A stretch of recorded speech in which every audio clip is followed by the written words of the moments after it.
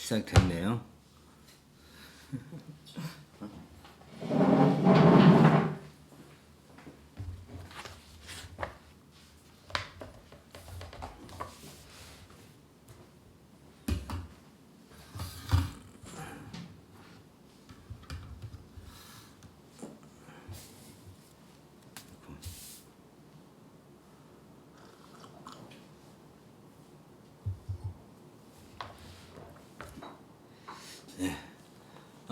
조명도 좋고 날씨도 좋고 비도 오고.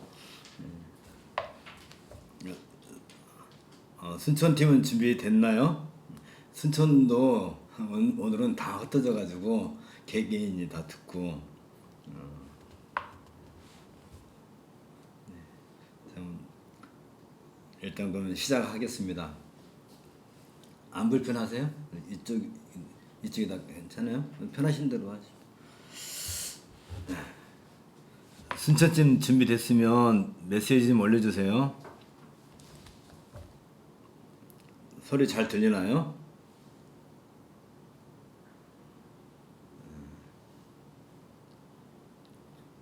아직 준비가 안 됐나?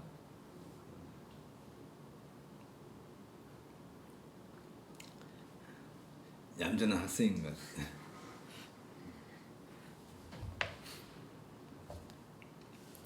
자, 40페이지부터 40쪽에서부터 오늘 지난 시간에 이어서 계속 하십시다. 함께 기도하겠습니다. 하나님 아버지, 오늘도 우리가 디모데전서를 함께 공부하려고 합니다. 하나님께서 우리에게 계시에 대해서 더 사랑하고 그 계시를 잘 깨닫는 그런 믿음을 더하여 주옵소서. 예수님 이름으로 기도합나이다. 아멘. 이제 디모데전서를 우리가 지난 시간부터 이제 시작을 했는데 특별히 이 이제 디모데 바울 서신의 어떤 큰 특성이 있다고 그랬죠. 항상 서론이 있고 그다음에 본론이 있고 그다음에 결론이 있는데 이 서론에는 주로 이제 인사만 하고 기도, 바울의 기도가 포함이 되고 이 본론은 두 가지로 주로 나눠지게 되죠. 하나는 신학적 주제를 먼저 바울이 이제 제시를 하고 그 다음에 실천적 주제. 이 실천적 주제는 이 신학적 주제에서 가져오는 실천적 주제죠.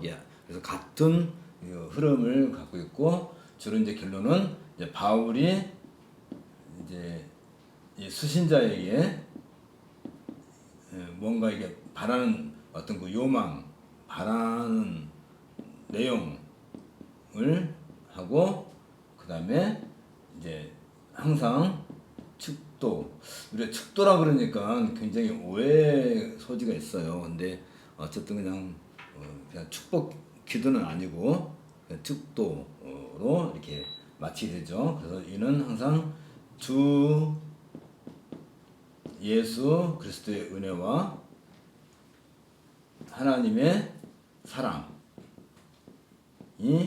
너희와 함께 있을지어다. 주로 이제 이 내용으로 끝맺음을 하죠. 그러면 성령은 어디 계세요? 성령. 항상 주 예수 그리스도의 은혜와 하나님의 사랑이 너희 우리와 또 너희와 함께 있을지어다. 이렇게 이런 식으로 마치는데 여기에 성령은 안 계시는가? 왜 성령은 없을까? 근데 이제 이 성령이 등장하는 데가 이제 고린도후서 13장 13절에서 나오죠. 이때 성령의 교통하심이 이렇게 여기에 등장하게 되죠. 그러니까 설령 다른 그 바울 서신서에서 주 예수 그리스도의 은혜와 하나님의 사랑만 있고 성령이 언급하지 않다 하더라도 이 안에 항상 같이 있는 걸로 우리가 이해하면 쉬울 거예요. 그리고 우리 지난 시간에 과연 노아 홍수 이전에 무지개가 있었을까? 무지개. 이거 참 이름도 멋있어. 무지개. 무지개가 뭘까요? 무지개가 뭐야? 왜 무지개라 했을까? 레인보우 하면 비가 오고 난 뒤에 이렇게 활처럼 레인보우. 무지개가 무슨 뜻인지 나도 잘 모르겠어요. 근데 어쨌든 그건 이따가 지금 하지 말고, 자, 성령께서는 항상 주 예수 그리스도와 하나님의 사랑과 성령은 항상 같이 가는 것을 우리가 담아 두어야 되죠. 이게 이제 바울 서신의 이제 큰 흐름이라 한다면, 디모데 전서에서도 1장 1절부터 2절에서 인사말을 하게 되고, 우리가 그걸 먼저 잠깐 확인할 수 있는 게 37페이지 인사말과 기도와 감사가 빠졌네. 감사, 기도, 이게 37페이지에 보면 인사말이 있고, 그 다음에 감사 안에 주로 기도의 내용도 포함되어 있고, 그 다음에 본문에는 2장부터 시작되는데 교회 예배와 질서에 관한 그런 내용들을 쭉 다루고 있고, 그 다음에 교회 안에서 수행할 감독의 사역을 쭉 다루게 되죠. 그 다음에 실천적 내용이 이제 6장부터 실천적 내용을 다루고 있죠. 그 다음에 맺는 말, 이렇게 결론에서 맺는 말을 이렇게 흐름을 갖고 있는 걸 우리가 보게 됩니다. 이 흐름을 놓고 볼 때 디모데 전서에서 특히 이제 이 흐름 속에 가장 중요하던 상당히 많은 주제를 다루고 있죠. 2장부터 5장까지 신학적인 주제인데, 주로 목회적 관점에서 여기서 교회의 직분과 관련해서 많은 이야기를 해주고 있어요. 그래서 이런 점에서 디모데 전서의 어떤 큰 특성을 우리가 보게 되죠.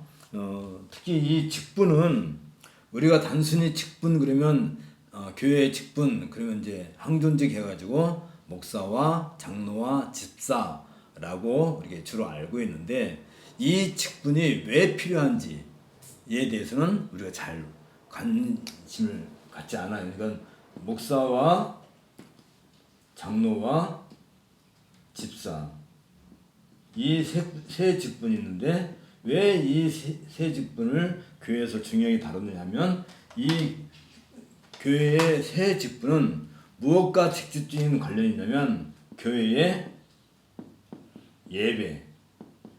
사실은 교회의 예배를 위해서 이 세 직분이 있다는 것을 우리가 염두에 둬야 돼요. 그러니까 교회에서 어떤 직분을 이렇게 직분자를 선출하는 이유는 그 직분자를 세워서 뭔가 이렇게 일을 이렇게 하자는 데 목적이 있는 게 아니라, 가장 중요한 일은 항상 예배가 목적이에요. 예배를 잘 진행하기 위해서 목사가 필요하고 장로가 필요하고 집사가 필요한데, 그 평상시에 또 이 세 직분은 항상 예배를 준비하는 차원에서 그 역할을 한단 말이죠. 특히 목사와 장로는 7회를 구성하는데, 당회를 구성하는데, 그 7회의 가장 중요한 일은 다른 게 아니죠. 예배를 온전히 유지하기 위한 거. 그럼 집사는요? 집사는 그 예배 시간에 가장 중요한 일을 해요. 무슨 중요한 일을 해요? 연보를 모으는 일, 그리고 그 연보를 집행하는 일. 그러니까 예배 시간에 목사와 장로와 집사가 함께 각각의 역할을 할 뿐만 아니라, 집사는 특별히 예배 이후에도 예배의 연장선상에서, 물론 목사 장로도 마찬가지긴 하지만 그 연보를 집행하는, 연보는 주로 누구에게 집행을 해요? 고아와 과부와 이제 생활이 어려운 사람, 지체들에게 연보를 집행할 수 있게끔 한단 말이죠. 그래서 굉장히 중요해요. 왜 그게 중요해요? 고아와 과부와 아주 생활이 공급해서 생활 자체를 유지할 수 없으면 사실은 예배에 직접적으로 참여하기가 되게 어렵기 때문에 항상 예배를 위한 거라 것을 염두에 둬야 되죠. 이게 이제 전반적으로 중요한 흐름이라 한다면 우리가 지난 시간에도 얘기했지만 특별히 이 디모데전서 1장 1절에서 우리 구주 하나님과 보통 우리 구주는 누구에게 붙여요? 예수 그리스도에게 갖다 붙이는데 바울은 이걸 좀 바꿔서 했다고 그랬죠. 구주 예수 그리스도가 아니라 구주 하나님과 또 우리의 소망이신 그리스도 예수의 명령, 소망이신 그리스도 예수의 명령에 따라서 바울은 사도가 되었다라고 하죠. 원래 이 구주는 예수 그리스도인데 이 우리의 구세주를 하나님에게 하는 것은 예수 그리스도께서 행하신 구속 사역은 사실은 누구에게서 나왔어요? 하나님에게서 나오는 거죠. 이걸 우리가 어디서 알 수 있어요? 지난 시간에 얘기했죠. 에베소서 이건 무지 중요해요. 3장 1절 14절 베라카라고 하는 베라카는 찬송이라는 뜻이에요. 찬송하다. 우리의 찬송이 되게 하려 합니다.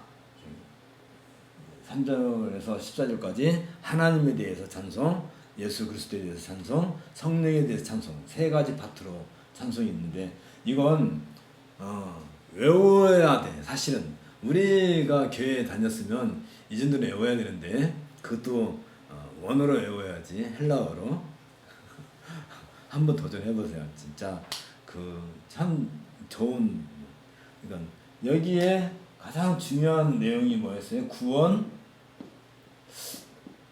협약, 삼위일체 하나님 성부와 성자와 성령께서 구원 협약 이걸 이제 아버지와 성자 사이에 언약을 맺었다는 차원에서 협약이라고 하고 이걸 또 다른 의미로서는 구원 언약이라는 말로도 사용을 해요. 구원 언약. 이 구원 언약에 근거해서 하나님께서 아담과 언약을 맺으시죠. 아담에게 선악을 알게 하는 나무의 열매는 먹지 마라. 어느 날에는 정령 죽으리라. 안 먹으면 영원히 살 것이다. 라고 할 때 그 언약 그 다음에 그걸 우리는 이제 1차적으로 행위 언약이라 그렇게 이제 말을 하죠. 아담이 범죄하기 이전에 하나님과 맺은 언약을 행위 언약인데 아담이 그 선악을 알게 하는 나무의 열매를 따고 난 뒤에 창세기 3장 15절에서 이건 다 기억나죠? 하도 많이 얘기해서 여자의 후손 그 후손을 얘기할 때는 항상 그냥 후손이 아니라 더 seed 단수란 말이죠. 단수 여자의 후손을 여기서 약속을 해줘요. 이걸 갖다 우리는 은혜 언약이라고 하고 이 은혜 언약이 언제까지 성취돼가 돼요? 더 seed 더 seed가 누구예요? 그리스도 예수가 오시는 날까지. 그래서 구약은 창세기 3장 10절부터 시작해가지고 말라기까지 이 예수 그리스도의 등장에 대해서 얘기하게 되고 신약을 시작할 때 왜 갈라디아서가 제일 먼저 기록됐는데도 불구하고 마태복음을 가장 앞에 놨을까? 우리 신약에서 바로 마태복음 1장 1절 때문에 그런 거예요. 아브라함과 다윗의 자손 예수 그리스도의 세계라 할 때 그 아브라함과 다윗이 바로 이 언약, 이 은혜 언약의 가장 그 핵심적인 내용을 아브라함과 다윗에게서 나오게 되고 그 아브라함의 후손과 다윗의 왕권 그리고 시내산 언약에서 얘기한 그 율법적인 그 모든 것이 누구에게 성취가 돼요? 예수 그리스도에게서 성취된다 라고 할 때 하나님이 우리의 구주라고 하는 얘기는 어떤 의미에서 그런 얘기한다고요? 바로 이 에베소 1장 3절 14절에서 얘기한 그 구원 협약을 성부와 아버지와 아들 사이에서 이런 이 이야기 어디까지? 예수 그리스도 오시기까지 그 모든 내용을 실질적으로 집행하시고 교회 가신 분은 하나님 아버지란 말이죠. 그래서 구주 하나님이라고 하는 것이 전혀 어색하지 않다. 그리고 이것을 소망이라고 할 때 이 소망은 단순히 우리가 이렇게 예수님께서 부활을 승천하셨다가 다시 오실 것이다 하는 그런 소망이 아니라 이 소망은 여기서부터 시작된 거예요. 이건 영원 전이잖아요. 시간이 어디서 시작돼? 영원 전부터 시작된 거란 말이지. 말하자면 이 세상이 만들어지기 그 이전부터 있었던 그때부터 하나님과 아들 사이에 협약을 하고 성령께서 그 보증이 되시고 이 구원 협약이 시작되는 그 모든 과정이 실질적으로 역사 속에서 이제 예수 그리스도께서 성육신 하셔서 이 땅에 오시기까지의 그 모든 역사 그리고 이 땅에 오셔서 이 당시에 이 땅에 오셔서 예수님께서 그 모든 율법을 순종하시고 그걸 갖다가 뭐라고 그런다고요? 이제 또 이야기가 또 시작되네. 야, 이 본론을 못 나가 맨날. 그 예수 그리스도 이 땅에 오셔서 할 일이 뭐예요? 능동적 순종.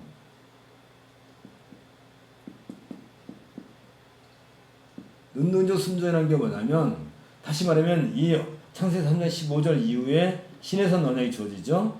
노아 언약이 있고 시내산 언약이 있고 아브라함 언약이 있고 다윗 언약이 있는데 이 언약의 내용을 예수님께서 언제 영원전에 성부와 아들 사이에서 내가 이걸 다 지키겠다라고 약속을 하셨단 말이에요. 그 약속에 근거해서 하나님께서 구원을 이루시겠다라고 했을 때에 그 모든 것을 성육신하셔서 실천적으로 이 땅에 오셔서 살아온 그 모든 삶 철저히 이 언약의 내용에 대해서 눈꼽만큼도 어긋남이 없이 그것을 순종하는 삶을 능동적 순종이라고 한단 말이죠. 예수님께서 그 일을 다 이루셨단 말이에요. 다 이루셨다. 그 십자가에서 다 이루셨다는 말은 이런 의미도 포함되는 것이지. 단순히 죄사함의 문제만 해결된 게 아니라 예수님께서 다 이루셨다는 것은 바로 이 구원 협약의 완성을 얘기하는 그 모든 것을 다 이루셨다. 그러니까 이 소망은 영원 전부터 시작돼서 구약에 있었던 노아와 아브라함과 다윗과 그리고 예레미야, 에스겔을 통해서 보여준 새 언약의 그 내용까지 다 포함한 그 모든 것을 다 이루신 분으로서 다 이루셨다 라고 말씀하시고 그리고 자기 자신을 무엇으로 내놓나요? 이 시내산 언약이라든지 또 아브라함의 할례 언약이라든지 이런 데서 충분히 나타낸 것처럼 피 흘림이라고 하는 이것은 그럼 뭐예요? 구속을 구약에서 뭐라고 한다고 그랬죠? 기억나요? 고엘 구속 그건 잊으면 안 돼. 특히 이 고엘 정신이 가장 잘 담겨 있는 책이 룻기라고 그랬잖아요. 룻기 보면 무슨 뭐 말도 안 되는 소리를 하는 거잖아. 아니 예루살렘이 잘 살면 됐지. 왜 그 모압도로 가가지고 거기서 남편도 죽고 아들 둘도 죽고 그 과부들만 셋이 남아가지고 오르바는 떠나고 룻만 나옴이랑 같이 돌아오고 그래 돌아왔는데 또 하필 어떻게 하다 보니까 보아스의 밭에 가가지고 보리 이삭을 줍고 그래가지고 거기서 눈이 맞아갖고 눈이 맞았다고 해야 하나 그래서 보아스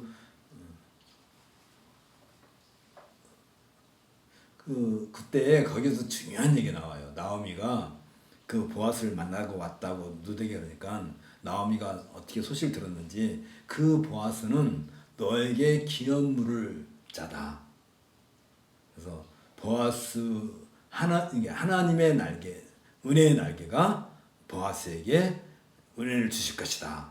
그렇게 말을 했는데 나중에는 보아스가 옷자락, 이게 날개죠. 옷자락으로 룻을 덮어주죠. 그래서 이제 보아스의 날개가 룻을 덮어줘. 그러니까 하나님의 은혜의 날개가 보아스를 이렇게 덮어줄 거라고 나오미가 예언을 했는데 보아스는 그 예언을 받아가지고 그 날개를 누구한테 덮어줘요? 룻에게 덮어줘. 그래서 룻이 이제 자녀를 생산하게 되는. 그래서 거기에서 누가 등장해요? 다윗이 등장. 그러니까 이런 거 보면은 성경은 누가 이렇게 뭐라고 해야 되나 머리 써가지고 어떻게 꾸미는 얘기를 할 수가 없어. 진짜 어떻게 그런 일이 있을 수가 있어요? 그게 왜 다윗이 출생하게 되고 그 다윗에게서 예수님이 또 출생하게 되냐고. 이런 거 보면 성경 전체는 여기에서 우리가 이건 또 얘기 안 하고 넘어갈 수가 없어. 진짜 우리가 성경을 하나 한다는 것이 얼마나 큰 일인지. 어떤 시간의 흐름을 이렇게 쭉 놓고 본다면 뭐 여러 가지 예가 있겠죠. 아까 룬 얘기도 하고 그랬지만 저건 어떤 사건 A, B, C, D, E 예수님의 십자가 사건이 여기 있다 한다면 여기서 여기까지 이게 창조라고 한다면 거의 이게 6,000년의 시간이 흘러가잖아요. 이 시간이 아담부터 시작한다면 이게 아담이라고 한다면 그러면 여기 있는 이 당시에서는 요 다음 시간이 안 보일 거잖아요. 여기서 여기까지는 안 보이죠. 당연히 보일 수가 없죠. 또 더군다나 여기까지는 안 보일 거 아니에요. 근데 그 아담이 예수 그리스도를 하나의 모형으로 등장하는 이 사건은 쭉 시간이 흘러오면서 지금 우리는 여기에 있단 말이죠. 현재 우리는 여기에 있는데 여기서 이렇게 역사를 돌이켜보면 이게 한눈에 우리가 이 눈으로 본다는 게 아니라 하나의 어떤 개념으로 딱 잡히지 않나요? 안 잡히나요? 아니 5살에 뭐 했어요? 하면 5살 때 생각나고 10살 때 뭐 생각나고 지나온 얘기는 알 수 있잖아요. 근데 70살에 뭐 했어요? 그러면 말이 안 되잖아요. 뭐 할 거예요? 그것도 말도 안 되고 70살에는 뭐 할지 우리는 안 모르지만 지금 상황에서 돌아온 과거 역사는 쭉 우리가 그 하나의 개념으로 잡혀 있는 것처럼 지금 현재 입장에서 이 사건을 쭉 놓고 본다면 이 이야기 전체 내용이 어디에 이미 이야기 됐냐면 여기에서 이미 이야기가 됐단 말이에요. 베라카에서. 그래서 이걸 갖다가 우리가 아까 얘기했죠. 구원의 협약이라고 하지만 이 구원의 협약에 의해서 이 창세부터 시작해가지고 이렇게 우리 시대까지 역사를 끌고 오는 이 모든 걸 갖다가 오이코노미아 경륜이라고 한다. 이걸 뭐라고 한다고요? 하나님의 경륜.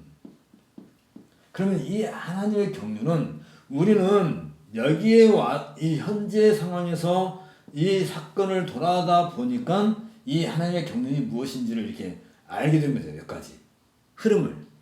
그쵸? 아직 감이 안 와요? 감이 오죠? 흐름이 오는데. 그런데 하나님과 우리와 다른 점은 뭐냐면 우리는 이 시간이 흘러와서야 이 경륜이 이렇다라고 얘기하면 그래 맞아 라고 받아들일 수 있지만 하나님의 경륜은 이미 이 창세 전에 어디까지 얘기된 거예요? 현재까지 쭉 됐고 현재뿐만 아니라 미래까지 미래뿐만 아니라 미래 이후에 새하늘과 새 창조까지 이 안에 이게 바로 그 씨앗이란 말이지. 이 안에 다 담겨있다는 거야. 그러니까 이게 다른 점이야. 우리는 시간이 지나야만 알 수 있지만, 그쵸? 이 순간 이후에는 우리는 아무도 모르잖아요. 우리는 늘 시간이 지나야만 하나님의 경륜을 알 수 있지만, 하나님에게 있어서 이 경륜은 이미 시작에서부터 끝까지, 새 창조까지 이 모든 게 하나님의 경륜 안에 담겨 있는 거예요. 그러니까 하나님은 여 위에서 이 역사를 한꺼번에 다 이렇게 보시고 이걸 경영해 나가시는 거지. 이걸 갖다 뭐라고 한다고요? 하나님의 경륜이라고 한다면 우리의 소망은 아까 얘기한 그 소망, 이 소망은 이 하나님의 경륜, 전 역사를 이끌어 가시고 통치하시고 관리하시고 또 진행해 나가시는 그 능력, 그 모든 것에 대한 소망이라고 한다면, 자, 여기에서 정말 중요한 게 뭐가 나오냐면, 과연 우리가 이 예수 그리스도를 믿음으로써 우리가 이 놀라운 구속의 고엘의 은혜를 입을 수 있느냐? 무슨 자격으로? 무슨 혜택으로? 얼마나 꿈을 잘 꿨길래? 우리가 태어날 때 뭐 북두칠성을 꿈을 꾸고 무슨 뭐 대리 꿈을 꾸고 뭐 자꾸 꿈을 잘 꿔서 엄마가 그래서 우리가 구원 받았느냐 이런 그런 얘기가 아니란 말이죠. 그렇다 한다면 우리에게 우리가 도대체 무엇을 근거로 구원을 받을 수 있을까라고 할 만한 뭐가 내놓을 만한 게 있냐 이 말이죠. 우리에게 처음부터 끝까지 우리는 지금 이 상황이 있는데 앞으로 이 뒤에는 새하늘과 새 땅이 올지 안 올지도 모르겠고 온다면 내가 그 자리에 있을지 없을지도 모르겠고 그런데 이 전 역사의 흐름을 지나온 것을 보니까 이게 이 구원협약에서 하신 그 약속이 전 역사에서 구현 실질적으로 이루어졌다 한다면 예수님께서 십자가에서 다 이루셨다라고 했을 때 아까 그 능동적 순종과 그 십자가에서 자기 자신을 제물로 바치신 구속의 그 제물로 자기 자신을 바치신 그래서 수동적 순종이라고 하는데 수동적 순종 그러면 이러한 것을 과연 내가 그 은택을 입을 만한 뭐가 나에게 있을까? 라고 한다면 우리에게는 아무것도 없지만 그러나 이 모든 일을 되어주는 것을 다 본다면 그러면 우리는 그것에 대해서 부정할 만한 어떤 명분이나 이유나 아니면 어떤 그 이론을 주장할 수 있을까? 과연 이 역사를 우리가 봤다 한다면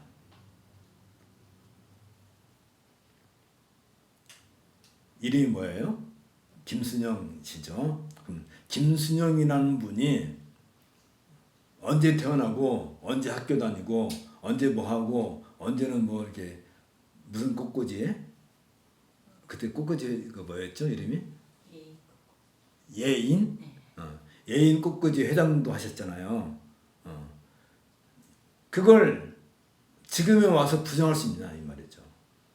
내 개인의 삶도 부정할 수 없는데 물론 거짓 사기꾼들도 있어요. 가짜 졸업장 만들고 가짜 학위 만들고 뭐 그런 사람들이 있죠. 근데 우리는 그런 얘기 하자는 게 아니잖아. 그럼 내 삶 자체를 부정할 수 없다 한다면 전 역사의 흐름 아담부터 시작해가지고 노아, 아브람, 뭐 다윗, 뭐 그래가지고 예수 그리스도의 탄생, 십자가에서 죽으심, 수동적 순종의 그 죽으심 이런 모든 것 자체를 예수님께서 다 이루셨다고 할 때 그것을 부정할 만한 신학적인 이론이나 논리나 논문을 우리가 만들 수 있었겠냐 말이에요. 만들 수 있겠느냐 이 말이죠. 물론 믿지 않는 신학자들은 그 부정하죠. 예수님께서 십자가에 죽은 것은 그건 실제가 아니다. 실제가 아니고 제자들이 이렇게 자기 선생님이 십자가에서 죽었는데 너무 황망하니까 그분이 다시 부활했다라고 얘기를 꾸몄다라고 그렇게 얘기를 한단 말이죠. 그런데 어느 문서에서나 그런 근거를 찾을 수 없잖아요. 역사적 현실에 있어서. 그러나 예수님께서 부활했다는 증인은 허다하게 많단 말이지.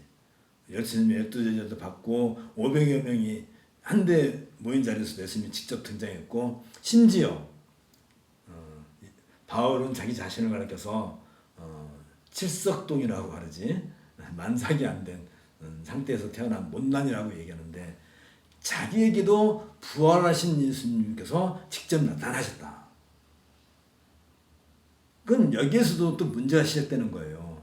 아니, 다른 사람들은 함께 있었을 때 예수님을 만났으니까 예수님 부활했다는 증인이 될 수 있지만, 바울은 다메섹에 가는 길에 많은 사람들과 물론 군사들과 함께 가긴 했지만, 그가 예수 그리스도, 부활하신 그리스도 예수인지를 알아본 사람은 바울밖에 없었는데, 바울이 만난 그 하늘의 그 빛난 광채가 부활하신 예수님인지 아닌지 누가 증거해줘요? 누가? 그때 아나니아가 와서 증거를 해주죠. 아나니아가 와서, 바울아, 너가 그 만난 그 부활하신 그리스도 예수께서 나에게 말씀하시기를, 내가 너를 앞으로 이방인과 왕들에게 복음을 전할 증거자로 삼고자 너에게 기름을 부으신다. 그리고 아나니아가 안수를 하니까 바울의 눈이 3일 동안 못 보았던 눈이 이렇게 보여지게 됐다. 할 때 그런 객관적인 증거가 있었고, 그 다음에 그걸로만 끝나는 게 아니라 그 이후에 바울의 삶이, 그때가 바울이 한 30대 중반 정도부터였는데, 그 이후로 바울이 죽기까지 거의 30년 이상을 무엇을 위해 살아요? 바로 그걸 예수는 그리스도라는 것을 증거하고, 이방인들에게 그 내용을 증거하고, 왕들 앞에 나가서 그것을 증거하는 그런 실천적인 삶으로서 자신의 삶이 그 모든 것을 증거를 해준단 말이에요.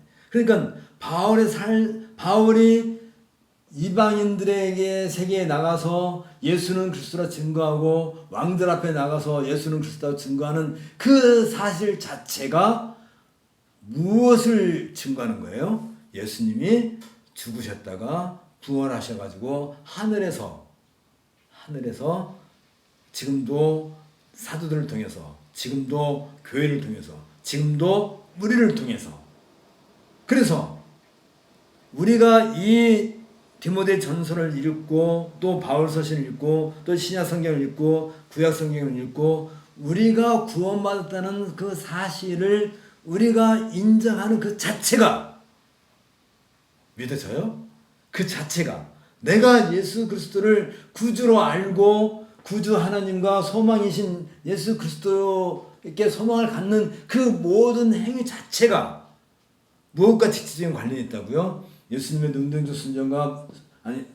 순종을 통해서 완성하신 구속의 그 모든 열매일 뿐만 아니라 실질적으로 승천하셔서 다시 오실 것까지에 대한 그 모든 것을 증명을 해준다, 그 말이죠. 그런 의미를 가지고 바울은 여기에서 이 2절을, 그것이 구원과 소망의 메시지인데, 여기 42페이지 3번 사도의 고난에 동참하는 교회 공동체 했을 때, 구원과 소망의 메시지를 전파하는 사도로서 바울은 디모데에게 믿음 안에서 참 아들 된 디모데에게 편지하노니, 하나님 아버지와 그리스도 예수 우리 주께로부터 긍휼과 평강이 내게 있을지어다 라고 말을 하는 거란 말이지. 그러면 지금 바울 자체가 이런 은혜와 긍휼과 평강을 누리고 있는 사람, 특별히 다른 데서는 주로 바울이 은혜와 평강이 너에게 있을지어다 라고 하는데 여기에 긍휼을 하나 더 붙였어요. 근데 이 긍휼을 하는, 보통 때는 바울이 다른 서신서에서는 은혜와 평강이 너에게 있을지어다. 우리 주 하나님, 우리 주이시고 우리 아버지신 하나님과 우리 구세주이신 예수 그리스도로부터 은혜와 평강이 너희 무리와 함께 있을지어다. 보통 그렇게 얘기하는데 여기에는 아주 딴 내용은 비슷하죠. 믿음 안에서 참 아들 된 디모데에게 편지하노니, 이 믿음 안에서라는 것은 바로 이것에 대한 믿음이에요. 다른 믿음이 아니야. 창조로부터 지금까지 이어진 그 모든 전 역사에서 실제적으로 이루어진 구원의 협약의 성취, 그것을 믿는 믿음이지, 그 믿음 말고 다른 믿음은 믿음이 아닌 거죠. 그 믿음이 갈라디아서 2장 16절에서 어떤 믿음으로요? 주 예수 그리스도를, 예수 그리스도를 믿는 그 믿음이 그리스도 예수를 믿는 믿음으로 나아가는 그 바로 그 믿음, 이게 같은 믿음이지. 그 믿음이, 그러니까 지금 바울이 믿고 있는 그 믿음의 내용과 이 믿음의 내용이 디모데에게 왔을 때 디모데는 다른 믿음을 얘기하는 건가? 아니란 말이죠. 같은 믿음. 그래서 믿음 안에서, 이 믿음 안에서는 믿음을 통하여, 믿음 안에서 같은 말이에요. 그러니까 같은 믿음을 갖는 거야. 그러니까 바울이 고백하고 믿고 있는 그 믿음의 내용과 디모데가 그 바울로부터 받은 그 복음의 내용에 대한 그 믿음의 내용이 서로 일치한단 말이지. 서로 다르지 않아요. 그런데 그 믿음은 우리도 다르지 않아야 되는 거지. 우리라고 해서 다르면 안 되잖아요. 그래서 바울이 고백한 믿음의 내용과 디모데가 고백한 믿음의 내용과 우리가 지금 2000년이 지난 우리가 고백하는 믿음의 내용이 같아야 되는 거지. 무교로 다르면 똑같아야 되는 거지.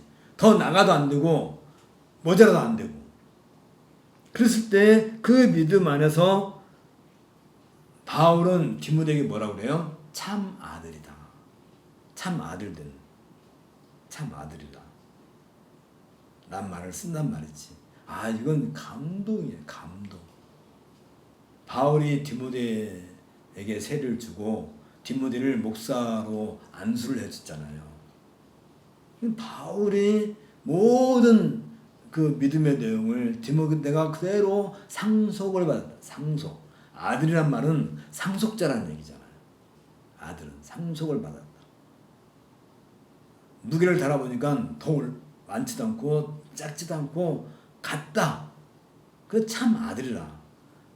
디모데는 원래가 어머니는 유대인이지만 아버지는 로마 사람이죠. 그런데도 불구하고 보통 이제 그런 경우에 이방인과 결혼해서 아들을 낳게 되면 유대인 세계에서는 좀 이렇게 사람을 이렇게 너는 참 유대인이 아니야 라는 식으로 약간 홀대하는 게 있었단 말이지. 그런데 바울은 그걸 무시하고 이제는 아버지가 누구고 어머니가 누구고 하는 그런 생육적인 혈통이 아니라 믿음의 자식, 믿음 안에서 바울의 믿음을 그대로 상속받은 참 아들이라고 하는 점에 있어서 뭐라고 얘기한다고요? 하나님 아버지와 그리스도 예수 우리 주께로부터. 이 말은 다르게 말하면 우리 구주 예수 그리스도이신 하나님과 같은 말이란 말이지 이게. 그래서 은혜와 평강이 너에게 있을지라 했는데 여기에 특별히 긍휼을 덧붙이는 것은 이 다음에 나와요. 왜 긍휼을 붙였냐면 바울은 자기 자신을 가리켜서 뭐라고 얘기해요? 죄인 중에 괴수다. 바울이야말로 철저하게 그리스도를 믿는 사람들을 야비한 방법으로 그리스도 예수를 구세주로 믿지 않으면 감옥에 가두는 가장 야비한 방식으로 핍박한 사람이었. 그게 죄 중에서 가장 큰 죄라는. 그걸 이제 이 다음에 바울이 그 얘기를 언급하는 거예요. 그래서 나처럼 바울 자신처럼 가장 잔인하고 또 악독하고 또 이루 형용할 수 없이 부활하신 그리스도 앞에서 정말 뭐라고 해야 되나, 맞아 죽어도 싼 자신인데, 자기 자신마저도 하나님의 긍휼, 구주 예수님의 긍휼을 덧입어서 하나님을 아버지라 부를 수 있고 예수님을 구주세주라고 부를 수 있고, 그게 1장 1절에서 뭐라고 그래요? 나에게 소망이 되시는 분으로 고백할 수 있는. 그렇다 한다면 바울도 심지어 스데반을 돌로 때려 죽이는 그 자리에 바울이 앞장섰을 만큼 그런 사람이라 한다면, 그런 바울조차도 은혜와 평강을 하나님으로부터 받았다는 것은 결국은 그리스도의 또 하나님으로부터 오는 긍휼의 결과였단 말이죠. 그래서 은혜와 긍휼과 평강이 내게 함께 있을지어다 라고 그렇게 말을 할 수 있단 말이지. 긍휼. 바울만 긍휼을 받아서 이 자리에 오른 게 아니라 사실은 우리 모두가 다 똑같은 것이죠. 물론 은혜가 충분해요. 은혜로도 충분하지만 은혜를 받은 사람은 무엇을 고백하지 않을 수 없냐면, 나 같은 죄인을 하나님께서 은혜를 구원하셨다라고 할 때 그것을 긍휼로 받아들이는 그런 놀라운 지정의,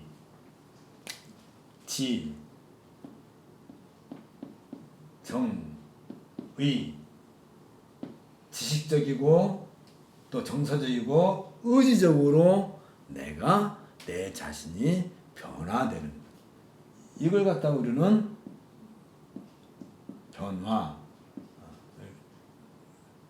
말하자면 지정의는 무엇을 가져오냐면, 우리가 어떤 변화를 가져오는데 어떤 변화를 가져와요? 회개라고 하는 변화를 가져와요. 내가 하나님 앞에서 말할 수 없이 큰 죄인이었구나. 조명이 아주 환하니까 얼굴도 환하게 보이네. 그렇다 한다면 내가 하나님 앞에서 죄인일 수밖에 없었다. 어떤 면에서 죄인이에요? 알지 못했다는 것이고, 그분에게 나는 아무것도 그분을 향해 가지 않았다는 것이고, 특별히 의지적으로 늘 하나님으로부터 나는 반대편으로 가는, 말하자면 그 모든 것이 한마디로 말하면 폐역이라는, 폐역. 내가 그동안 모르고 했던 그 모든 것이 하나님 앞에서 폐역이고 죄라는 것을 고백하지 않을 수 없는 그 상태로 변화오게 되는. 언제? 하나님의 은혜와 긍휼과 그 결과가 뭐예요? 내가 비로소 회개하고 하나님 앞에 돌아섰을 때 주어지는 게 뭐예요? 그게 바로 평강이란 말이에요. 그러니까 은혜와 긍휼과 평강은 따로 떼낼 수가 없어요. 떼낼 수 없지만 논리적으로는 순서가 이래야 되는 거야. 먼저 하나님의 은혜가 우리에게 임하고 그 은혜의 결과로 내가 회개함으로써 긍휼을 느끼게 되면 그 다음에 우리에게 찾아오는 게 뭐라고요? 평강이라고. 평강은 이렇게 해서 오는 거야. 그러니까 내가 죄인인 것을 깨닫지 않으면 평강이라는 것은 우리가 그저 이론적으로만 평강이지 실제적으로 나이가 평강을 누릴 수 없어요. 어떻게? 내가 죄인인 것을 고백하는 거지. 얼마만큼 죄인이야? 철저하게 하나님 앞에 짓밟히는 거예요.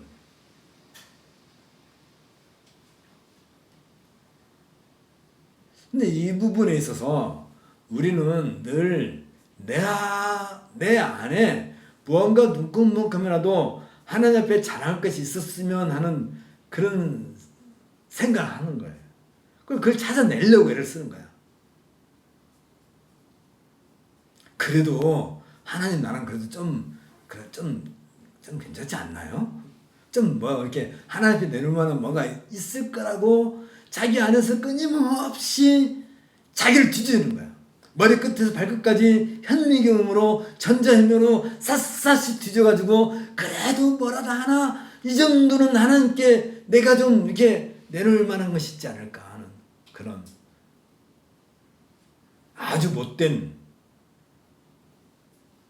여러분, 아담이 하나님 앞에서 선악을 알게 하는 나무 열매를 먹고 이렇게 있을 때 하나님 앞에서 아담이 하는 말이 뭐예요? 아담아, 내가 먹지 말라는 그 열매를 네가 먹었단 말이니? 하고 하나님께 물으셨을 때 거기서 하나님 앞에 철저하게 나 자신을 무너뜨리고 무릎 꿇고 용서를 구해야 되는데 아담이 뭐라고 그래요?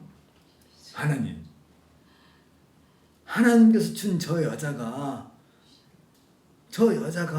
나에게 열매를 줘서 갖다 줘서 내가 먹었어요. 우리 성경은 굉장히 그래도 이렇게 뭐라고 예의 바르게 써놨지만 그 상황을 한번 돌이켜 본다면 아담의 마음속에는 아직도 무엇이 남아있는 거예요? 아직도 불만이 남아있는 거예요. 하나님께서 저 여자를 주지 않았으면 근데 그 여자가 누구예요? 아담이 그 전에 뭐라고 그랬어요? 이 하와를 가리켜서 내 살 중에 살이요 내 뼈 중에 뼈요 내 살 중에 살이라고 인류 역사에서 그보다 더 이렇게 어떤 남자가 어떤 여자에게 그런 사랑의 고백을 했겠어요? 아담같이 그렇게 고백을 한 사람은 없단 말이지. 내 뼈 중에 뼈요 내 살 중에 살이라고 그렇게 뭐라 하죠? 우리 식으로 말하면 눈이 뒤집혀 가지고 하와를 그렇게 맞이했던 아담이 속으로 뭐가 있는 거예요? 이 여자 때문에 내가 이 열매를 먹었다는 식으로 변명을 한다면 그 변명 속에 우리가 보지 않고 넘어가면 수 있는 것이 뭐냐면 사실은 아담이 이 하와가 가져준 열매를 받아 먹을 때 아담의 마음속에 뭐가 있어요? 내가 이 열매를 먹으면 하나님같이 될 것이다 하는 자기의 욕망이 화산처럼 폭발했단 말이죠. 그 상황에는 하나님도 눈에 안 보이고 그 나머지 그 모든 것은 아무것도 눈에 안 보이고 내가 이 열매만 먹으면 하나님같이 될 것이라는 그거 하나만 오로지. 그래서 그 열매를 먹었는데 하나님같이 되지 않았기 때문에 아직도 그 분이 속에서 이걸 타고 있는 거란 말이에요. 얼마나 그 악한 모습이에요. 그래서 이 여자가 열매를 갖다 줘서 먹었나이다 라고 하나님께 대는 거예요. 내가 이 열매를 먹으면 하나님 될 줄 알았는데 이제 보니까 내 자신이 말할 수 없이 비참한 처지에 빠진 그것을 어떻게 그들은 알아요? 무화과 나무 잎사귀로 몸을 가렸단 말이지. 내가 얼마나 처참하고 비참한 그 사망을 몰랐을 때 그 아담과 사망으로 몸이 더럽혀질 때 그 아담의 몸은 완전히 다른 몸이란 말이지. 아담이 보기만 해도 정말 수치스럽고 너무 악해서 가리지 않으면 안 될 만큼, 그런데도 불구하고 하나님에게 그런 변명을 한단 말이죠. 그런데 하나님은 그것에 대해서 더 이상 이런 방법 말하지 않아요. 너에게, 아담에게 무언가 대가를 요구하지도 않아요. 하시는 말씀이 뭐예요? 내가 하와 너에게서 여자의 후손, 한 후손을 낳게 할 것이고 그 후손이 사탄의 머리를 깨부실 것이다. 그리고 사탄은 그 발꿈치를 상하게 할 것이다. 그러면 누가 고통을 당한다는 거예요? 누가 피를 흘린다는 거예요? 그 아들이 피를 흘린다는 거지. 대신에 아담과 하와를 꼬드겼던 사탄은 머리가 산산이 깨부실 거라. 머리라고 하는 것은 권세를 얘기하는 거잖아요. 사탄의 모든 권세를 다 깨트려버리고. 그래서 사탄이 이제 장악하게 된 아담과 하와를 장악하고 온 인류의 죄에 빠진 인류를 다 장악하게 되지만 그 사탄의 머리를 깨부심으로써, 그러나 고난은 누가 당해요? 그 아들이 당함으로써 사탄의 권세로부터 내가 너희를 구원해낼 것이다. 그게 구원이잖아요. 그게 구속이라잖아요. 그게 고엘이란 말이에요. 고엘. 여기에 아담에게 눈금만큼도 하나님께서 뭘 대가를 요구하셨냔 말이지. 하와에게 뭘 대가를 요구하셨냔 말이지. 철저하게 자기 아들의 피 흘림을 통해서. 근데 그것이 어디에서 예정됐다고요? 작정됐다고요? 어디에서? 이미 구원 협약에서, 에베소 1장에서 그렇게 약속하셨기 때문에, 누가? 하나님과 아버지와 아들 사이에 그렇게 서로 협약을 맺으셨기 때문에 하나님께서 아담에게 너 왜 따먹었어? 내가 하지 말라는 것을 왜 했어? 너 이 썩을 놈아, 죽을 놈아, 너는 앞으로 뭐 이런 걸 따지지 않고 하나님은 창세기 3장 15절에서 그 여자의 후손은 누구예요? 바로 하나님의 아들이잖아. 내 아들을 통해서 사탄의 권세를 무너뜨릴 것이다. 그리고 너희의 모든 죄를 다 고엘이 무슨 뜻이라고요?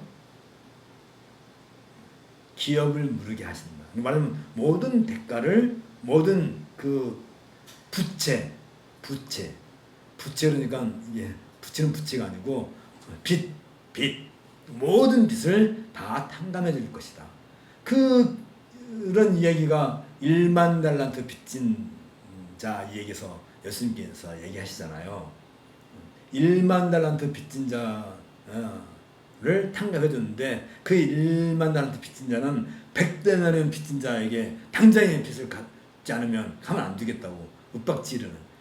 그냥 우리가 1만 달란트 빚을 탕감받은 1만 달란트라는 것은 요즘 우리가 돈으로 따질 수 없을 만큼 큰 돈인데, 구원을 받은 우리가 나에게 좀 뭐 이렇게 빚진 사람, 잘못한 사람에게 그걸 다 갚지 않으면 안 된다라고 요구한다면 지금 그 얘기예요. 하나님께서 아담에게 아무것도 바라지 않고 아들을 약속해 주신 것처럼 우리는 그렇게 은혜를 받았다 한다면, 긍휼, 내가 내 안에서 눈금만큼이라도 뭔가 찾아서 하나님을 이게 기쁘게 해드리겠다는 생각은 아예 꿈에도 하지 말란 말이지. 지금 그 얘기를 우리가 하는 것이지.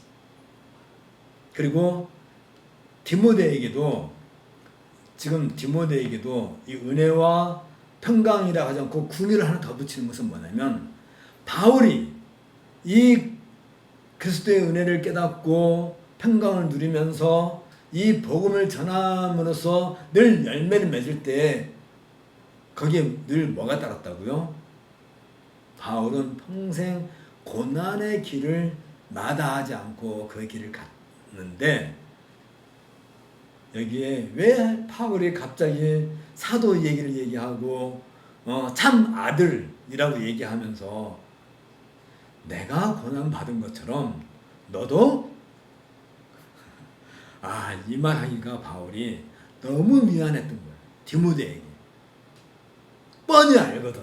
그리스도 예수께서 능동적 순종과 수동적 순종을 통해서 그 고난의 모든 것을 다 참아 견뎌내고 이루심으로써 마침내 하나님의 아들이라고 하는 그 영예를 얻고 하나님 우편에 앉아 계신 그분이 바울이 지금 다메섹에 있는 예수 믿는 사람들 찾으러 좀 잡으러 쫓아온 거잖아요. 근데 그때 예수님이 바울이 등장하실 때 하늘에 하얀 광채로 등장하셔가지고 바울이 묻죠. 주여, 네 신이 오니까. 예수님이 너무나 그 미안한 마음으로 바울아 그때 사울이지.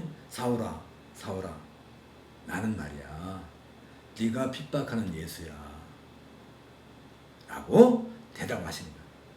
아니 의당이 당연히 야 이놈아 나는 천지를 창조한 바로 그 하나님이다 라고 하실 수 있는 분인데, 더군다나 지금 하나님 우편에 앉아 계시는데 그 하늘 우편에서부터 내려오셔서 바울을 만났는데 바울에게 겸손하게 바울을 향해서 아주 부드러운 음성으로 사울아 나는 네가 핍박을 한 예수야 라고 하실 때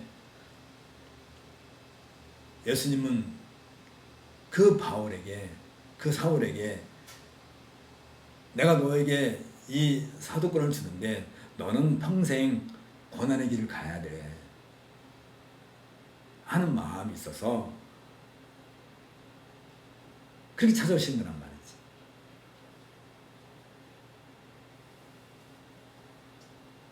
금이라는 말 속에 그게 포함된 거지. 이건 시내산에서도 그 떨기 나무 가운데 북극 가운데서 여호와께서 임하셨을 때 모세가 찾아가잖아요. 저기 왜 불이 꺼지지 않나? 모세가 찾아가. 그때 여호와께서 모세에게 내 발에 신을 벗어라. 내가 서 있는 그 땅은 거룩한 땅이니라. 주여 네 신이 오니까 나는 아브라함과 이삭과 야곱의 하나님 여호와니라. 그래서 아주 유명한 말씀하시죠. 나는 곧 나다 라고 하시는데, 아니 천지를 지으신 하나님께서 그쵸? 아니 뭘 아실 게 하나도 없으신 분이 모세를 하나 불러놓고 기껏 하는 게 발에 신발 벗으라 해놓고 모세가 당신은 누구십니까? 그러니까 I am that I am 이라고 하는데, 아니 대답할 이유가 있어요? 천지를 지으신 하나님께서 그 모세에게 나는 누구다라고 대답할 이유가 있냔 말이지. 명령하시면 끝나는데 끝나지 않고 나는 아브라함과 이삭과 야곱의 하나님 여호와니라. I am that I am. 그렇게 답변하시는 신이 이 세상에 어디 있어요? 그런 창조주가 이 세상에 어디 있냐고요.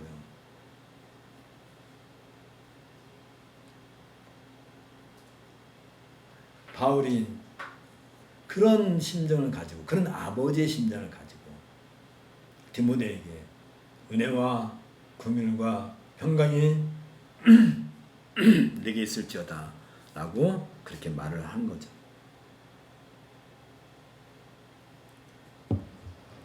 이 말은 결국은 디모데가 앞으로 이 교회를 지켜나가는 그 모든 것이 고난의 연속이고, 그 고난 위에 무엇이 세워져요? 교회가 세워지는 것이. 그 교회는 그리스도의 고난과 사도들의 고난과, 아니 그 옛날로 올라가면 다윗도 그렇고 않고, 아니 노아는 안 그랬나요? 노아는 생각해 보세요. 그 허구한 날 방주를 짓고 있으면 산 위에 올라가서 나무를 깎아다가 방주를 짓고 있으면 사람들이 미쳤다고 그러지. 아니 무슨 바닷가에다가 배를 만드는 것도 아니고 산 위에 올라가서 산에서 배를 만들고 있어요. 정신 나가지 않았어요?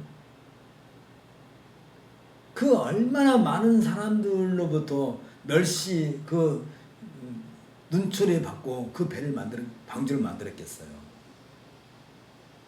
그렇게 지어진 것이 교회잖아요. 그렇다면 우리들도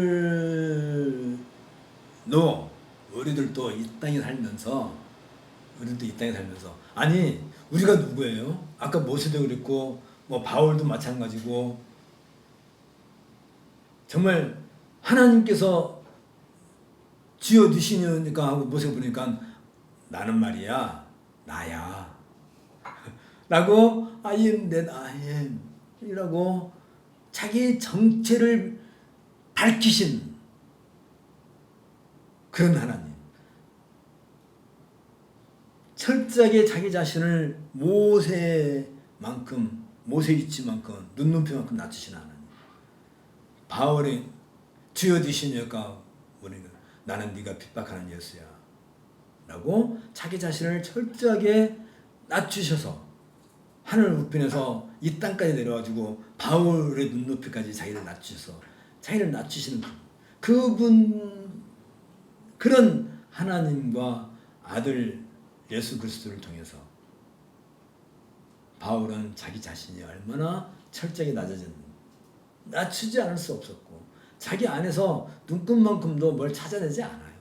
마찬가지로 우리들도 뭘 하나 지금이라도 뭘 우리가 뭐 하나 해서 하나님 이렇게 기뻐하게 해드리겠다는 생각은 꿈에도 할 게 아니고 정말 하나님께서 기뻐하시고 정말 우리 주께서 우리를 통해서 기뻐하신 일은 다른 거 없잖아요.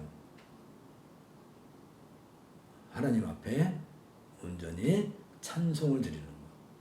에베소서 1장에서 그렇게 얘기하잖아요. 우리가 하나님의 구속에 참여하게 된 것은 그 구속 경륜에 참여하게 된 것은 하나님 아버지의 영광을 찬송하게 하려 합니다. 우리가 그리스도 예수의 십자가의 그 공로와 은혜 가운데 참여하고 구원받게 된 것은 우리가 그 그리스도 예수를 찬송하게 하려 합니다. 우리가 성령으로 말미암아 인칭을 받고 보증을 받고 하나님의 기업을 받을 자라고 그렇게 은혜를 받게 된 것은 우리가 성령 하나님을 찬미하게 하려 합니다. 그거밖에 더 있냔 말이에요. 우리가 지금 이 자리에 앉아있고 우리가 지금 이 강의를 듣고 이것을 통해서 우리가 누리고 있는 이 자체의 그 모든 은혜가 이게 다 결국은 무엇과 관련돼요? 하나님을 올바르게 찬송하기 위한 것이. 그렇다 한다면 자 43페이지 사도의 고난에 동참한 교회가 누리게 될 복은 바로 지금까지 우리가 얘기한 이 은혜. 거기 잠깐 읽어봅시다.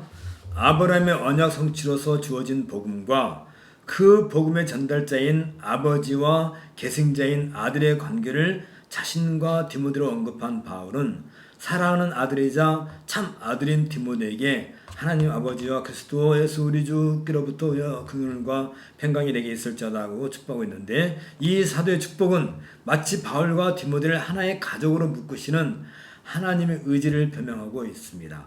바울과 디모데를 하나로 묶는 것은 다름 아닌 하나님의 은혜와 긍휼과 평강을 함께 누림에 있어서 확인되는 것처럼 마찬가지로 이것은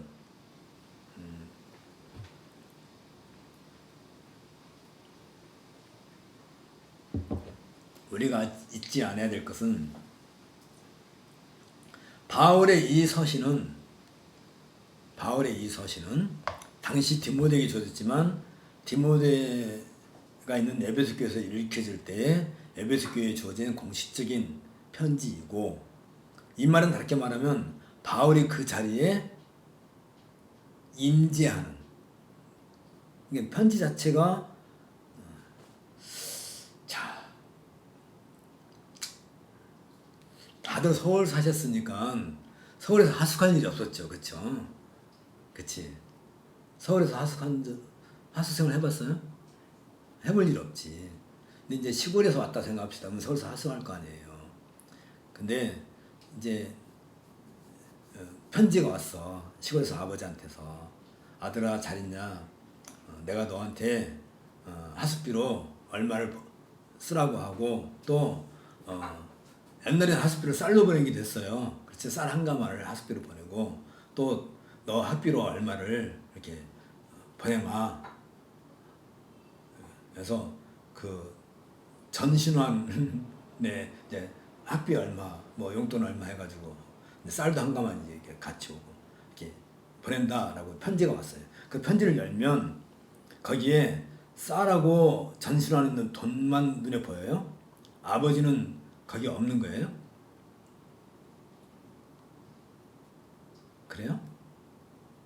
거기에 아버지의 사랑은 없고 아버지의 존재는 없고 그냥 그 편지 안에 보면 그냥 쌀하고 쌀 한 가마하고 전신환에 찍힌 뭐 5천 원, 뭐 그때 뭐 학비가 얼마인지 모르지만 뭐 5만 원이면 엄청나게 큰 돈이지. 그다음 5천 원만 해도 요즘 말로 하면 5천 원 하면 한 500만 원 될 거예요.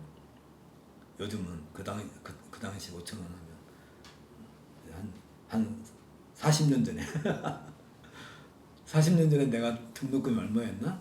그때. 근데 어쨌든 뭐 그런 거 떠나서. 고등학교 등록금이 그 정도 됐어. 5천 원? 6천 6천 원? 잠깐. 그러면 거기는 전신환에 몇천 원 찍힌 거하고 쌀 한 가마만 있고 그는 아버지도 없고 가족도 없고 그러냔 말이죠. 사실은 아버지가 거기 와 있는 거랑 똑같은 거지. 근데 그건 그냥 우리가 그냥 하는 거지만 지금 이 서신을 쓴 바울은 누구라고요? 아까 우리가 얘기한 것처럼 하늘로부터 내려오신 부활하신 그리스도 예수를 만난 그 아버지와 그리스도의 로 말미암아 사도가 된 그 사도가 주는 편지라 한다면, 서신이라 한다면 여기는 누가 따라오는 거예요? 그리스도의 임재가 파루시아. 물론 바울이 거기에 프레젠스 말하자면 현재 임하는 파루시아와 같은 의미가 있지만 거기에 누구도 함께 있는 거예요. 그 서신의 권위에는 부활하신 그리스도 함께 있는 거예요. 그렇단다면 이런 은혜를 우리가 지금 누린다 할 때 지금 디모데전서 1장 1절 2절만 갖고 지금 지난 시간에 오늘 거쳐서 계속 얘기하고 있는데 이 내용 하나만을 우리가 읽을 때에도 단순히 바울이 디모데에게 이렇게 얘기했대 끝나지 않고 그 디모데에게 위임된 사도의 그 모든 은혜와 긍휼과 평강이 얼마나 그 시간을 거쳐서요? 2000년의 시간을 거쳐서 그리스도 이후에 2000년의 시간을 거쳐서 지금 있는 우리에게까지도 와 있다 한다면 앞으로 전개될 이 디모데 전서 나머지 부분에 대해서 우리는 단순히 성경에 기록되어 있는 글자를 읽는 것이 아니라 누구의 음성을 들어야 돼요? 디모데의 음성을 먼저 들어야 되겠고 바울의 음성을 들어야 되겠고 부활하신 그리스도 예수의 음성을 여기서 들어야 되는 거예요. 벗어날 길이 없는 거지. 문제는 어디 있느냐면 여기에 있어요. 지금 사도를 통해서 우리까지 이 복음이 왔는데 그러면 이 2000년 동안에 이 복음이 우리에게 여기 올 때 여기에 거짓된 요소, 거짓, 가짜, 왜곡 이런 것들이 끼어들 염려가 있단 말이죠. 자, 제가 이제 전화를 해요. 휴대폰으로 이렇게 전화하면 무선으로 이게 연결되잖아요. 그 수많은 전파 속에 이게 전파 그 기호가 이게 해가지고 거기에 여러 가지 그 전파가 어울려서 이렇게 가는데 저쪽 단말기에서 받아들일 때 나한테 간 것만 받아야 되는 거지. 그렇죠? 그래야 대화가 되는 거잖아요. 근데 요즘은 그게 기술이 하도 월등해서 내가 이쪽에서 보낼 때 내 말 그 기호에 항상 비밀번호를 붙여놔요. 내 말 하는 그 기호 속에 항상 비밀번호를 붙여놔서 저쪽에서는 그 비밀번호를 받아가지고 서로 쌍방간에 왔다 갔다 해서 이게 상관이 없지만 옛날에는 혼선이라는 게 있었단 말이에요. 옛날에는 이게 전화기를 꽂고 이렇게 해서 할 때 잘못 꽂으면 엉뚱한 사람이 나오기도 하고 혼선이 되는 것처럼 그러면 문제는 이 복음이 우리에게 전달되기까지 항상 이 거짓, 가짜, 혼선 아니면 무슨 독약 이런 것들이 얼마든지 섞여질 수 있는데 지난 2000년 동안 우리에게 지금까지 전해지는 이 사이에 얼마나 이 거짓, 가짜 이게 교회 안에 또 복음 안에 끼어들었겠어요. 아니에요? 얼마나 많은지 모르죠. 지금 우리가 그거 알잖아요. 지금 우리 주변에 얼마나 가짜, 또 이런 얘기하면 또 돌맞아. 가짜 교회, 가짜 목사, 가짜 교인 얼마나 많아요. 그러면 또 당장에 나한테 돌을 던지지. 그럼 너는 진짜냐? 했을 때 그러면 아까도 얘기한 것처럼 내가 누구한테 전화할 때 내 그 휴대폰에서 음성이 나갈 때 그걸 디지털로 할 때 거기에 비밀번호가 붙어서 가가지고 상대방이 그 비밀번호를 인식해서 서로 통화할 수 있는 것처럼 내가 받은 이 복음이 진짜인지 가짜인지 거기에 비밀번호가 붙어있단 말이지. 안 봤어요? 성경 읽을 때 비밀번호 한 번도 안 물어봤어요? 우리가 로그인할 때 비밀번호 있어야 로그인하는 것처럼 이 성경을 접할 때도 로그인을 해야 되는 거지. 비밀번호를 항상 알고 있어요. 얼마나 그러니까 이 가짜가 여기에 끼어들면 이 복음이 변질되고 훼손되고 왜곡됐을 때에는 거기에는 구원이 없어요. 있을 수가 없잖아요. 그래서 바울은 먼저 디모데에게 이 거짓, 이 복음 안에 들어올 수 있는 거짓 것을 철저하게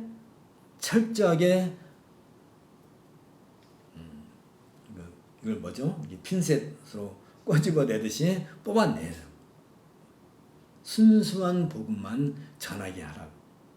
순수한 복음만 상속될 수 있게끔. 바울이 그것을 위해서 온갖 고난을 다 당해. 그 순수한 복음을 지키는 게. 그걸 그대로 디모데에게 준 것처럼 디모데 너도 온갖 고난을 겪더라도 이 순수한 복음을 전달해라. 그러면 디모데로 끝나는 게 아니라 디모데는 그 다음 사람에게 그 다음 사람은 그 다음 사람에게 그 다음 사람 이렇게 해가지고 그렇게 해가지고 거기는 항상 뭐가 붙어요? 비밀번호가 붙는 거예요. 계속 거짓이 끼어들지 못하게끔 해가지고 2000년의 시간을 거쳐서 지금 우리에게 이게 왔단 말이지. 그냥 온 게 아니에요. 그냥 내가 복을 받은 게 아니에요. 내가 어떻게 성경이 있다 보니까 비밀번호도 몰랐는데 구원의 비밀을 알 수가 없어요. 그 비밀번호가 뭐예요? 그 비밀번호가 성령의 감화, 성령의 일깨움.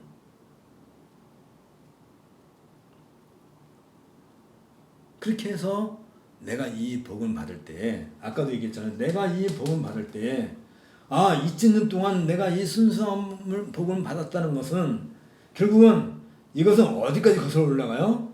거슬러 올라가니까 베라카까지 거슬러 올라가게 되고, 아, 그때부터 시작된 하나님의 권능이 지금 이 시간까지도 나에게 왔구나 하는 그런 믿음이 없다면, 우리가 이 성경을 읽을 때, 이 복음을 받을 때, 이 복음이 이게 변질된 건지, 나에게 과연 구원의 은총을 덧입힐 수 있는 건지, 우리가 무엇으로 판단하겠냐고요. 그러니까 이 긴 역사의 흐름 속에서 나에게 이 복음이 전달되는 그 자체가 기적인 거지. 내가 이 복음을 듣고, 아, 그걸 깨닫고, 그것으로 인해서 아까 어디 써놨지? 지정의의 이 변화가 내가 회개를 그렇게 썼어요? 잘못 썼네. 회개, 리펜트, 회개. 이 놀라운 변화가, 아니, 다른 건 그만두고 우리 교회에서 어떤 일이 일어나냐면, 누군가가 이제 자녀가 태어났는데 그 자녀에게 유아 세례를 하는 그 행위 자체가, 유아 세례를 교회가 베푸는 그 행위 자체가 이 모든 역사의 결정체란 말이지. 내가 세례 받은 것도 당연한 것이고, 누군가가 교회에서 세례 받는 것 자체만으로도 이것이 영원 전부터 이루어진 그 하나님의 구속 경륜이 이 역사의 현장에서 구현되고 있고 실행되고 있다는, 이것은 결국 몰라, 나중에 새하늘과 새 땅이 우리에게 약속되었다는 하나의 증표로 남아있는 것. 그러려면 유아세를 해야 되겠죠. 그러려면 사라가 빨리 시집을 가야 되겠지. 결혼을 해야 아이가 태어나고 유아세례를 받을까. 유아세례 받았어요? 혹시? 아니에요? 그러면 사라는 유아세례 받았어요? 바로 그거란 말이지. 그 아이가 유아세례 받는 그 자체가 이 모든 역사의 결정체이고, 새하늘과 새 땅을 우리에게 가져다 준다는 약속의 사인이란 말이지. 증표란 말이지. 그보다 더 확실한 증표가 어디 있어요? 없단 말이지.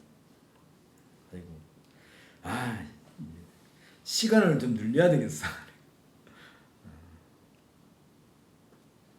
그것이 우리 교회가 누리는, 그러려 한다면 은혜와 평강이 우리에게 있을 때, 우리에게 약속된다는 것은 이 거짓 가짜, 이것을 철저하게 복음으로부터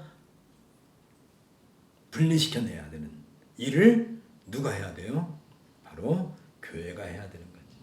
그것을 위해서 목사와 장로와 집사라고 하는 직분을 교회에 주신 거예요. 그런데 목사와 장로와 집사가 거짓 복음에 현혹돼서 거짓 복음에 갖다 보면 부하내동한다면, 그건 심각한, 교회에 아주 심각한 문제를 야기시킬 수 있는 거죠. 이제 그 얘기가 이제 뭐 다음에 이제 나오긴 하겠지만, 자, 그러면 무지개 이게 아까부터 학습. 노아 홍수 이전에는 무지개가 있었을까?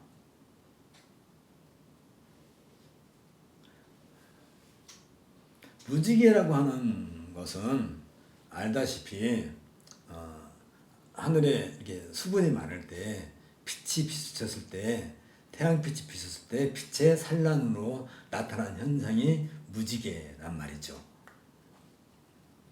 그러면 노아 홍수 이전에는 그런 현상이 있었겠느냐 할 때 그런 현상이 없었단 말이지. 왜? 그러니까 성경을 잘 읽어야 돼.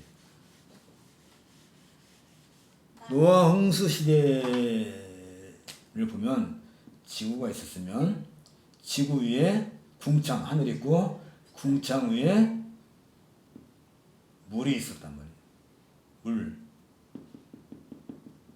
그리고 여기에 해가 있고 달이 있고 별들이 이렇게.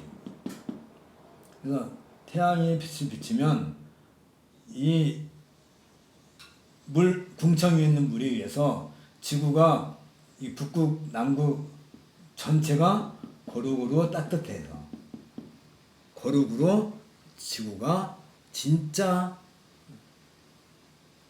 그래서 이 자외선이라든지 뭐 이렇게 인류 우리에게 치명적인 그런 것들을 다 막아줘서 보통 여기 900세 뭐 600세를 살아도 아무 문제가 없었단 말이에요. 이 상황에서 무지개라는 것은 없었죠. 당연히 없었고, 노아 홍수 그 기사를 가만히 잘 읽어보시면 하늘에서 비가 온 게 아니에요. 물이 이 궁창이 하늘에 문이 열려서 물이 쏟아지시 떨렸단 말이에요. 전 세계로 지구를. 그리고 이 지구 속에 있던 물도 왜 지구 속에 있는 물이 빠져나오겠어요? 여기 지구가 흙이 어느 정도 그 물을 수분을 품고 있는데 위에서 얼마나 많은 물이 내려와서 쥐어 짜길래 무게가 의해서 땅에서 물도 솟아나. 그래가지고 지구 전체를 물로 덮었단 말이에요.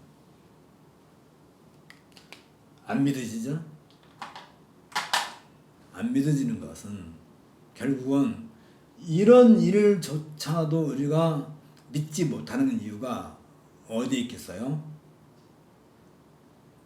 에베소서 1장 3절부터 14절에 있는 구원 협약에 대한 하나님 말씀에 대한 그런 이해가 빈약하니까 자꾸 우리는 현대 과학이 이야기하는 걸로 자꾸 그걸 기준으로 삼아서 성경을 자꾸. 그래서 요즘에 가장 심각한 문제가 뭐냐면 하나님이 빛이 있으라 하심에 빛이 있었더라. 그리고 첫째 날이 지났다. 둘째 날, 셋째 날, 넷째 날에 태양이 만들어지잖아요. 근데 그 전날, 첫째 날, 둘째 날, 셋째 날은 이게 저녁이 되고 아침이 되니 하루가 지났단 말이지. 하루가 지났는데 하루의 시간이 도대체 몇 시간인가?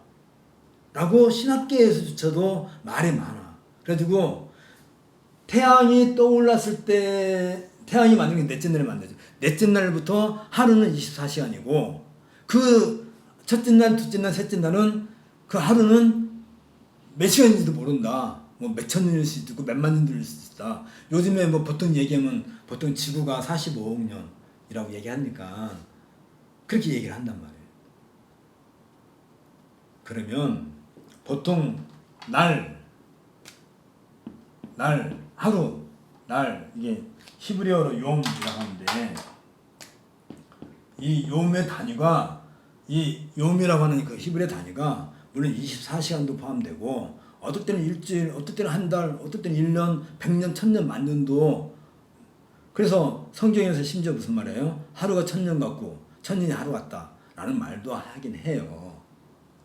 그런데 이 첫째 날, 둘째 날, 셋째 날까지는 이게 무한정으로 늘어났다가 넷째 날부터 24시간이에요.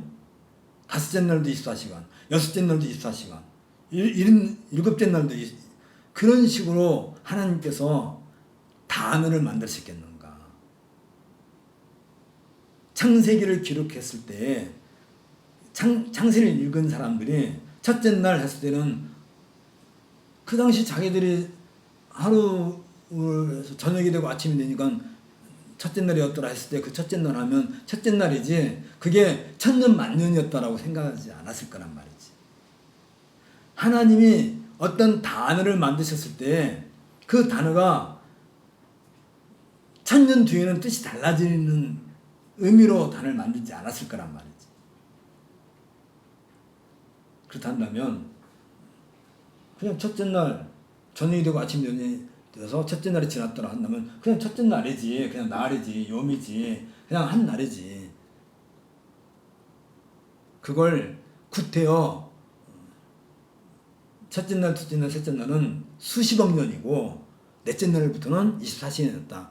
하나님은 이 첫째 날이라고 하는 요음이라고 하는 첫째 날이라고 하는 그 날을 이 말을 하실 때에 사흘 뒤에 그러니까 나흘째에 태양과 달을 만들어 가지고 태양은 낮을 주관하게 하고 달은 밤을 주관하게 하는 이것을 하나님 모르셨겠냔 말이에요. 모르셔서 첫째 날, 둘째 날, 셋째 날 하고 넷째 날 가서 그때서 기준을 정하셨겠냔 말이지. 제발 그 하나님 앞에서 눈금만 그려서 잘난 체 좀 안 했으면 좋겠어요. 그 신학계나 한다는 사람들이 박사학위 좀 했다고 하는 사람들이 그건 몰라서 하는 소리다. 이 용이라는 것은 천년 만년도 포함된다. 그러니까 첫째 날은 아마 수십억 년일 것이다. 그딴 소리는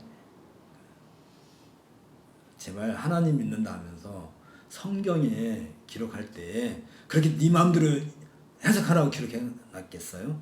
성경을 그렇게 내가 또 이렇게 얘기하면 또 그게 여기 이제 44페이지에 다른 교훈 막 나오는 거예요. 그게 다른 교훈이란 말이에요. 그게 가짜란 말이죠. 아니 예수님의 복음 말고 다른 걸로 우리에게 구원을 가져다 줄 것은 아무것도 눈금만 것도 없는데 내 안에서조차도 내 세포 하나에서도 찾아낼 수 없는데 성경에 있는 글자 하나를 가지고 심지어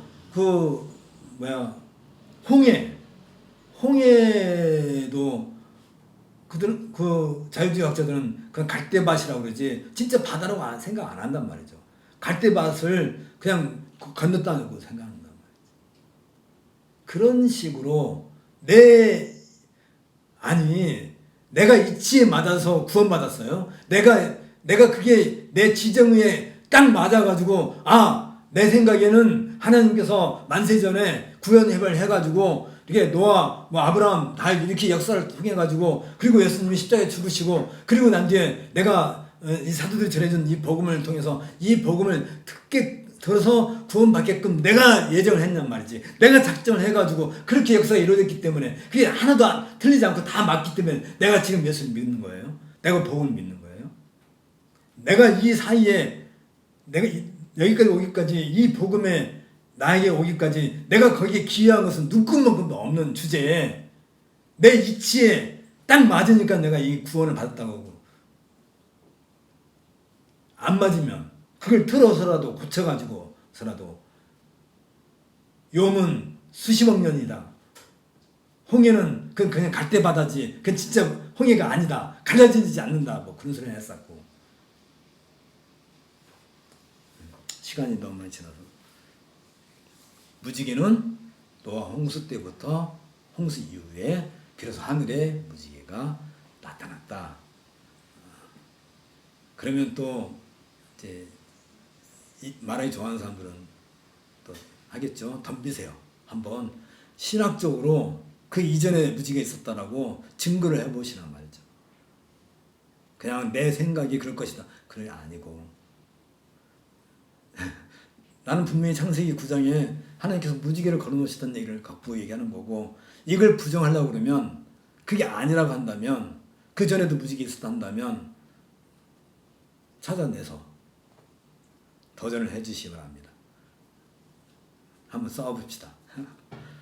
복음은 그렇게 온 거예요. 그냥 우연히 어쩌다가 그냥 뚝 떨어진 것이 아니라 진짜 시계보다도 더 정확하게 하나님의 구속 경륜에 의해서 우리에게까지 오게 된 거고 그래서 사라가 유아세를 받은 거예요. 그리고 그것이 우리에게 새하늘과 새 땅을 약속해주는 하나의 증표로 어떠한 어려움이 있고 어떠한 아픔이 있고 어떠한 고난이 온다 할지라도 우리에게 뭘 약속해 주시는 거예요? 새하늘과 새 땅을 약속해 주신 것처럼 여기에서 벗어나지 않는 것이 바른 믿음이겠죠. 함께 기도합시다.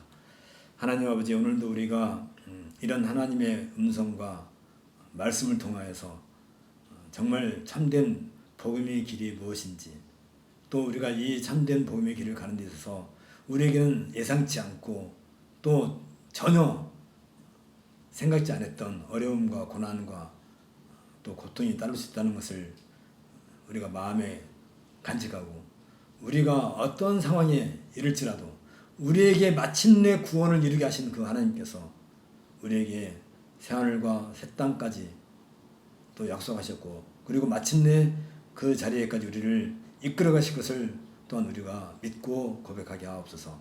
예수님 이름으로 기도하옵나이다. 아멘. 수고하셨습니다.